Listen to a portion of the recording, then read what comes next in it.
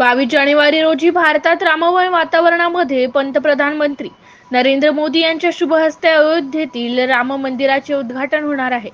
याला उद्देशून मानव सेवा विद्यालयातील उपक्रमशील शिक्षक चित्रकार सुनील दाभाडे यांनी चक्क 1111 बोरांचा वापर करून प्रभू श्री रामचंद्रांची भव्य मोझेक पोर्ट्रेट प्रतिभा साकारली आहे। शबरीच्या बोरांनी सुखावलेल्या श्रीरामाचे दर्शन त्यांनी या कलाकृतीतून घडविले आहे। प्रभू श्रीरामाला वंदन करण्यासाठी ज्या बोराने प्रभू राम सुखावले होते त्याच बोरांचा वापर करून प्रभू श्रीरामांची भव्य मोझेक पोर्ट्रेट पेंटिंग त्यांनी साकारली आहे। ही श्रीरामाची मोझेक पोर्ट्रेट पेंटिंग 2 फूट रुंद व 4 फूट लांबीची ही मोझेक प्रकारातील कलाकृती आहे। ही कलाकृती तयार करण्यासाठी सुनील दाभाडे यांना 2 तास 1 मिनिट 24 सेकंद इतका वेळ आणि 4 किलो बोरी लागली आहेत। MCN न्यूज मराठी करिता राजीव वाडी, जळगाव।